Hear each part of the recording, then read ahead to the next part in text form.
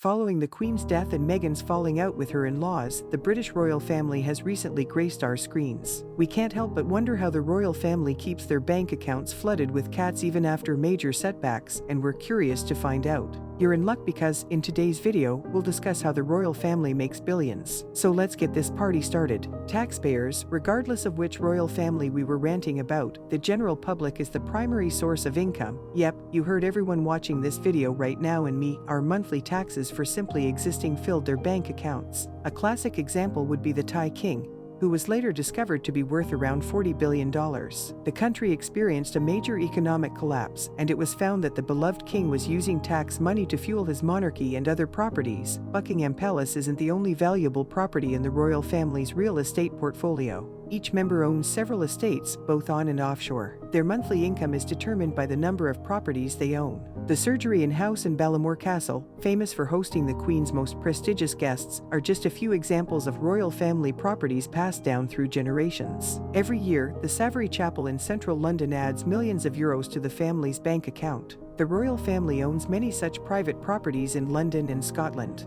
These ancestral properties date back to the 14th century and were the primary reason the Queen could afford to live a lavish lifestyle. The Duchy of Cornwall alone spans thousands of acres. It includes cricket stadiums and a slew of chapels, which have become much more profitable recently. The Queen is rumored to be worth around £370 million, with most of her income coming from the Duchy of Lancaster alone. That's a lot of businesses. Taxpayer money can only get you so far in life. You must have a side business up and running if the ship hits the fan and the marquee falls to the ground. Several members of the royal family own profitable businesses, some notable. Prince Hans II is mentioned, who makes a good living from his private banking firm, the L.T.G. Group Ancestry. Prince Harry and Prince William own the majority of their 40. Princess Diana signed off on around $10 million in their names in the days leading up to her death. Furthermore, Prince Harry is said to have received millions of dollars from Queen Elizabeth. You now know where Prince Harry lives and how he affords his luxurious lifestyle away from the comforts of Buckingham Palace. Let us return to the 18th century when the German royals were on the verge of bankruptcy due to their failure to account for their daily exponential.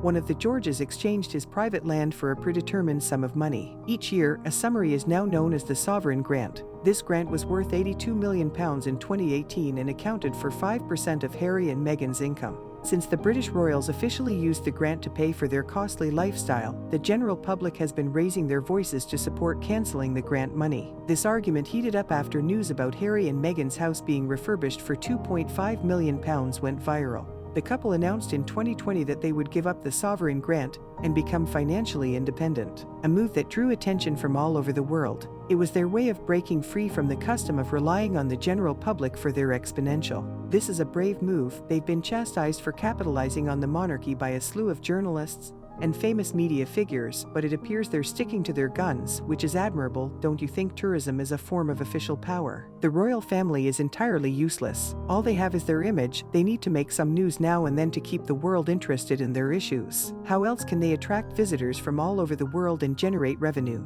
Their marriage broadcast alone is enough to pay for their yearly grocery list. Maintaining their brain at all times may be difficult, but they've been doing it remarkably well over the years. Click one of the two videos on your screen right now.